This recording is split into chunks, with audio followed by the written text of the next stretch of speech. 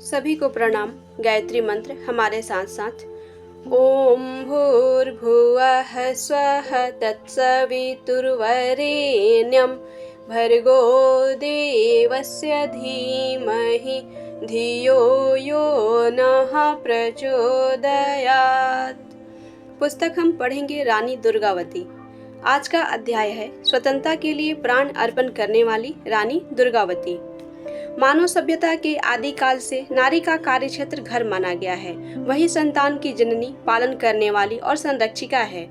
पुरुष को वह जैसा बनाती है वह प्रायः वैसा ही बन जाता है।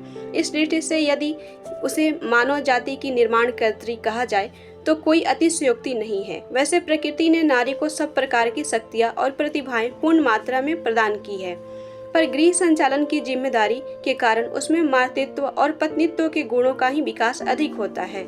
उसको अपने इस क्षेत्र से बाहर निकलने की आवश्यकता बहुत कम ही पड़ती है, पर जब आवश्यकता पड़ती है तो वह अन्य क्षेत्रों में भी ऐसे महानता के कार्य कर दिखाती है कि दुनिया चकित रह जाती है। यद्यपि वर्तमान समय में परिस्थितियों में परिवर्तन हो जाने के कारण स्त्रियां विभिन्न प्रकार के पेशों में प्रवेश कर रही हैं और शिक्षा, व्यवसाय, कला, उद्योग धंधे, सार्वजनिक सेवा आदि अनेक क्षेत्रों में पर्याप्त संख्या में स्त्रियां दिखाई पड़ने लगी हैं। यद्यपि हमारे देश में अभी यह प्रकृति आरंभिक दशा में है, पर विदेशों में तो करोड़ों स्त्रियां सब प्रकार के जीवन निर्वाह के पेशों में भाग ले रही हैं। यदि यह कहा जाए कि इंग्लैंड, अमेरिका, रूस आदि देशों की 3/4 से अधिक स्त्रियां गृह व्यवस्था के अतिरिक्त अर्थोपार्जन और समाज संचालन के अन्य कार्यों में भी संलग्न हैं, तो इसे गलत नहीं कहा जा सकता।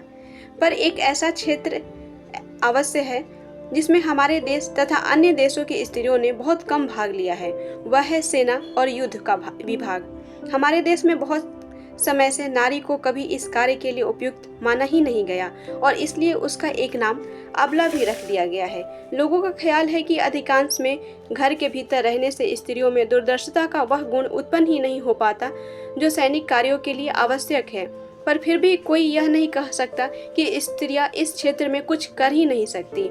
यद्यपि सामाजिक परिस्थितियां तथा नियमों के कारण ऐसे अवसर बहुत कम आते हैं, पर समय समय पर ऐसी वीरांगनाएं उत्पन्न हुई हैं जिन्होंने वीरता तथा युद्ध संबंधी कार्यों में पुरुषों से अधिक साहस और योग्यता दिखलाई है। ऐसी एक वीर नारी तो हमारे समय ही हो चुकी है। वह थी झांसी की रानी लक्ष्मीबाई, जिसने सन 1857 के स्वाधीनता संग्राम के इतिहास में अपना नाम अमर कर दिया है। यद्यपि गदर में सैकड़ों ही सरदारों और राजाओं और नवाबों ने भाग लिया था, पर इतिहासकार मुक्त कंठ से स्वीकार करते हैं कि उनमें से किसी ने झांसी की रानी से बढ़कर शौर्य वीरता का परिचय नहीं दिया। झांसी के किले में और कालपी तथा ग्वालियर युद्ध क्षेत्रों में उसने जैसा पराक्रम, युद्ध संबंधी कुशलता दिखाई, उस पर मुग्ध होकर अंग्रेजी सेनाओं के मुख्य सेनापति और युद्ध कला में निष्णात सर ह्यूरोज ने अपने संस्मरणों में स्पष्ट लिखा है कि भारतीय विद्रोही दल में अगर कोई मर्द था तो वह झांसी की रानी ही थी। इसलिए हम आज भी गांव-गांव और गली-गली में बच्चों के मुख से भी सुनते रहते हैं, खूब लड़ी मर्दानी, वह तो झांसी वाली रानी थी। आज का अध्याय समाप्त हुआ। धन्यवाद। ओम शांति।